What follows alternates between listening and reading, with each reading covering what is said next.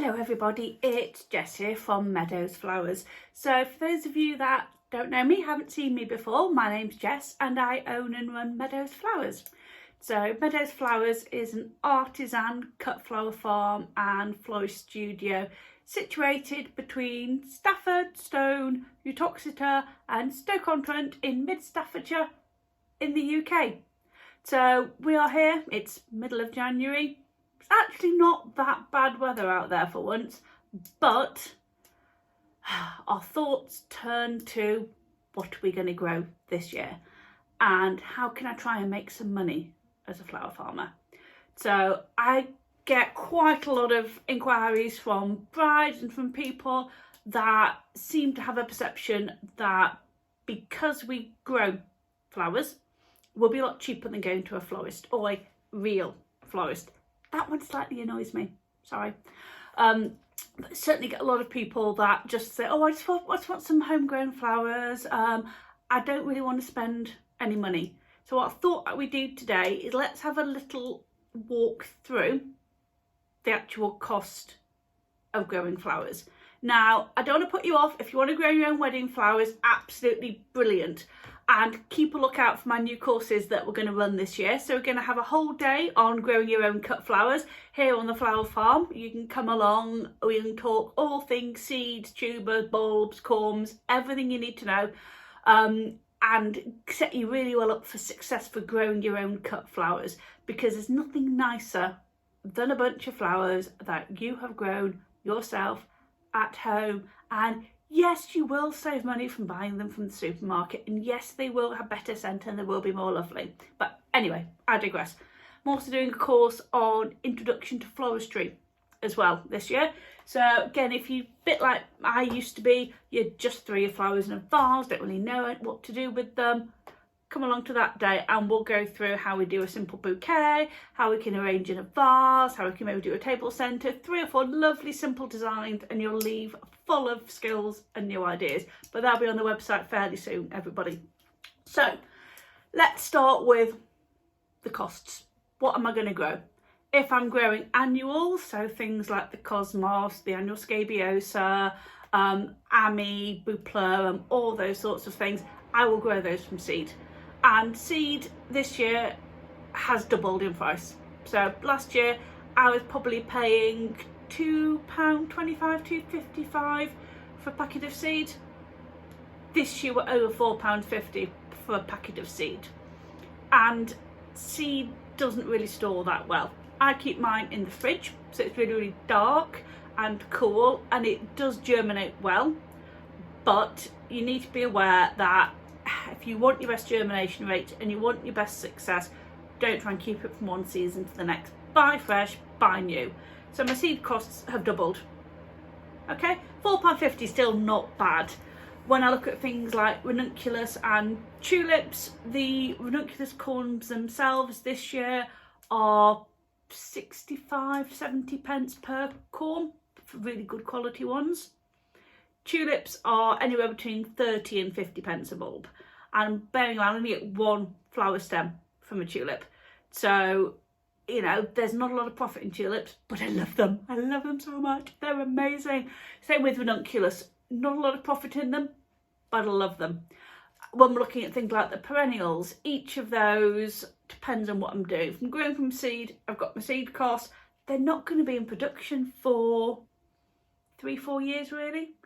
If I'm buying established plants, so things like roses, peonies, you want to be budgeting £15 to £25 each to get really good quality stock that's going to serve you well.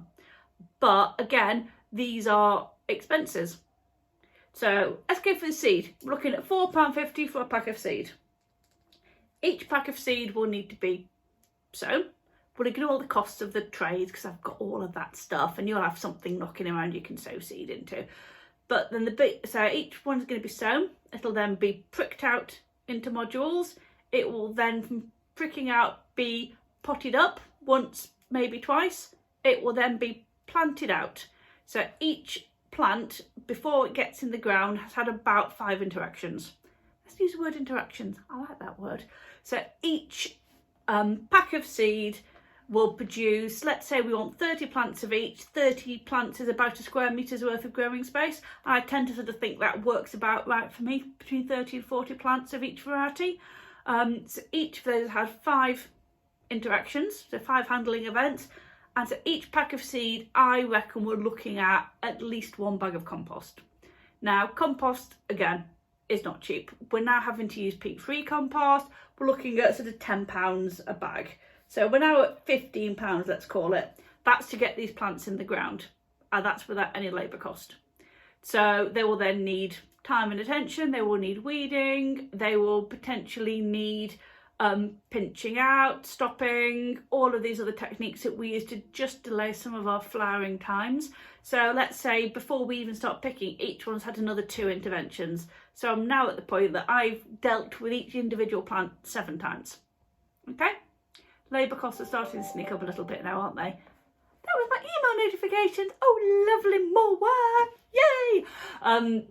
So each one's had 7 interventions and we haven't even started cutting yet. And then when we start cutting, each plant, hopefully, if they cut and come again, we will get 3 or 4 crops off. Maybe not. A lot of things are one shot. You cut it, you get your best bloom, that's it.